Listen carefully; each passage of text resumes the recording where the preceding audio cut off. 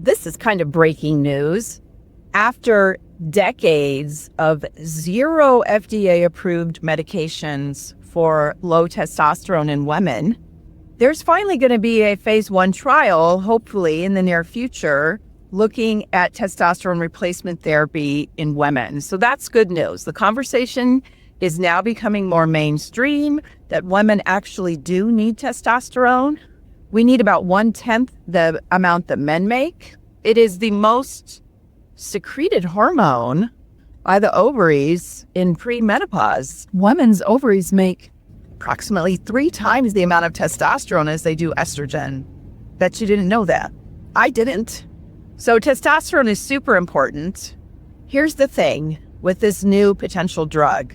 It's potentially going to be using testosterone with a deuterium molecule attached to it. Deuterium is a naturally occurring substance. The reason they're using the deuterium is because it prevents aromatization, which means turning testosterone into estrogen. Then, of course, they can patent it too, I believe. The problem is deuterium in high concentration disrupts your mitochondria, your intracellular batteries, that it leads to the inability to make energy. Dr. Stephanie Seneff from MIT has done a lot of research on deuterium and glyphosate toxicity, compound each other to be worse for the humans. I don't really like the idea of having a deuterium molecule on testosterone for long-term use. We just don't know about it. Sure, the standard says, well, in small quantities, it's not harmful. Well, that's true about just about everything if you call harmful killing you. But when we look at the whole burden of toxins that we are exposed to, the vast majority of people have levels of each individual toxin that is not thought to be harmful.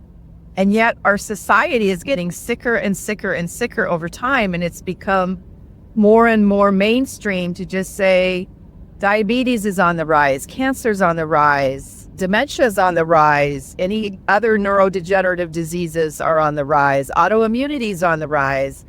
And nobody is really questioning why. I truly, in my heart, believe it's these chronic exposures to low levels of massive different types, not high levels of each individual toxin, but a multitude of small amounts of toxins still gets your toxic load to be too high. And that's my concern with this deuterium molecule attached to testosterone. Another point is, okay, the purpose that they're saying is to prevent aromatization to estrogen, as if estrogen is bad. Well, the FDA lifted the black box warning on estrogen just in the last 6 months. So why do we need to prevent a physiologic conversion of testosterone to estrogen for something that's not harmful? I think that's outdated. I've known for a long time. Now, finally, traditional medicine is acknowledging that estradiol is not evil.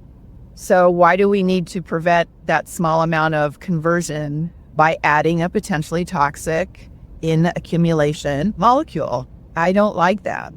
And then let's look at another thing. The women who are coming in for testosterone therapy, what are their symptoms? Fatigue, brain fog. They already have fatigue, so they already have very likely mitochondrial dysfunction. Do we want to add something else that can lead to mitochondrial dysfunction?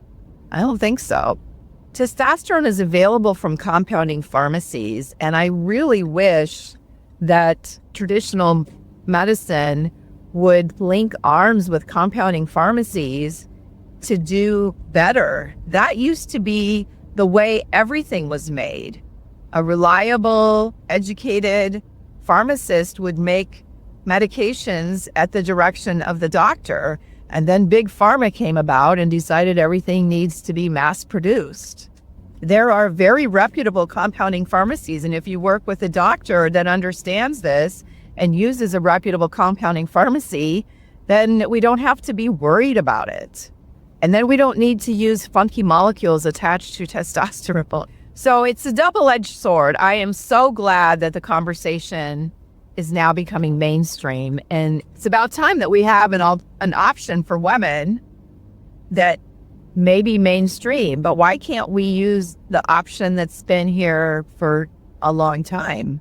The compounding pharmacies using creams and pellets and with a well-known efficacy and safety profile for the educated physician.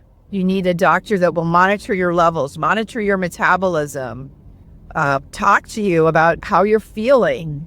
So as excited as I am that the conversation has started, I'm a little bit sad that we're going to potentially introduce one more low-level toxin into our already drowning toxic load.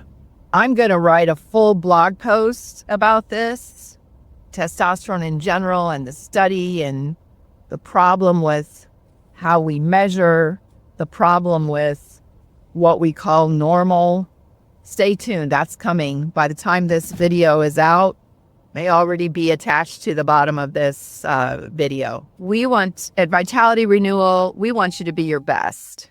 That includes optimizing your hormone levels using safe, bioidentical options and looking at optimal range and not normal range. That's a completely different topic that I don't have time for right now, but will be in my blog post. So I look forward to continuing this conversation. Forward this to someone who needs to hear it.